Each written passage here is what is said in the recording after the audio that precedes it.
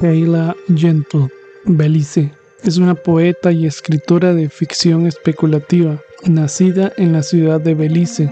A través de su obra explora temas desde el amor y el desamor hasta la depresión, la sanación y la identidad. Sus escritos han aparecido en medios como Lonely Planet, Harness Magazine, Ben Pin Press, entre otros. Entre sus publicaciones se encuentran Crossroads, A Collection of Poems, en 2021, y Coffee Table Conversations, Poems, en 2025. Hi, my name is Khaila A, and I am a poet and writer from Belize. I am truly honored and excited to be participating in this year's festival, and I want to extend a sincere and heartfelt thank you to Luis for extending an invitation to me to participate. I'm the author of 2 collections of poetry. The first, entitled Crossroads, which I published in 2021, and the second, entitled Coffee Table Conversations, which I published in December of 2025. The first piece that I will be reading for you all is from Crossroads, and it's entitled What They Don't Tell You About Love. What they don't tell you about love. They say that to know love is to know pain, the world's greatest paradoxical truth. To know love is to know pain, to know fear, uncertainty, guilt. To know love is to know pain, but it's also knowing warmth. To know love is to know pain, but it's also knowing understanding. To know love is to know pain, but also knowing comfort. To know love is to know pain, one so great that we might flirt with the idea of never loving again.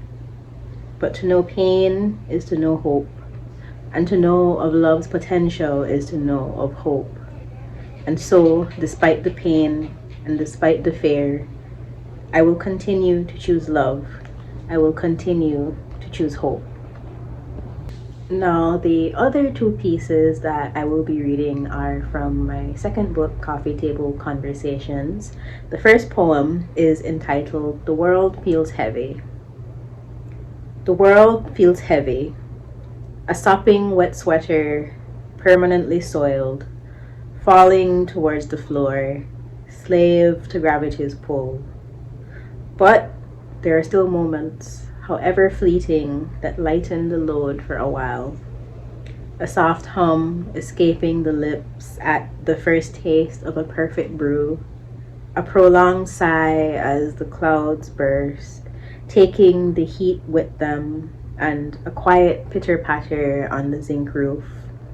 Drops of rain or feathered friend.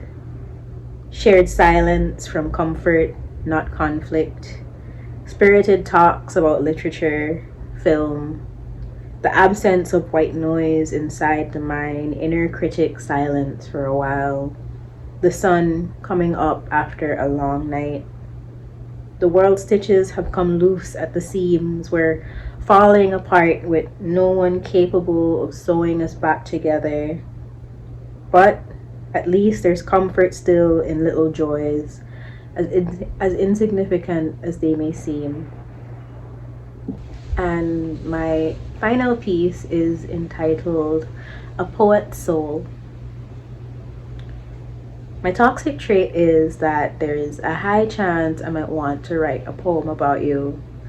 I'll pen a sonnet or 2 about your smile, even though we only shared one dance.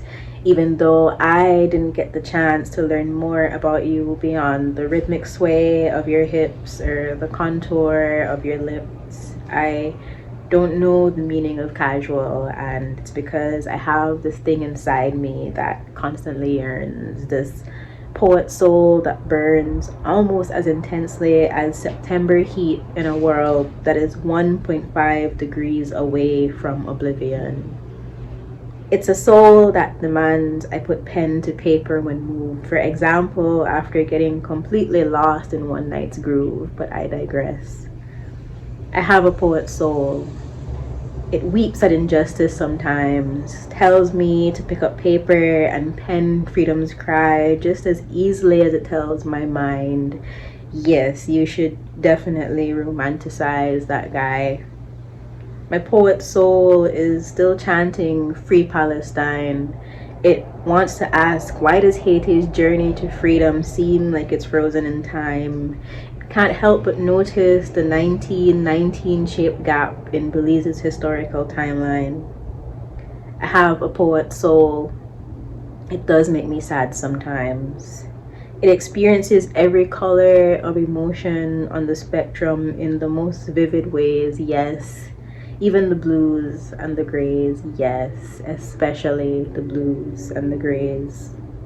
Still, I don't think I'd ever want to trade this poet's soul, not even for my entire weight in gold, because this complicated and intensely burning poet soul is what makes me feel alive. And in fact, I think that being a poet might just be one of the greatest gifts I could have ever asked for in this lifetime.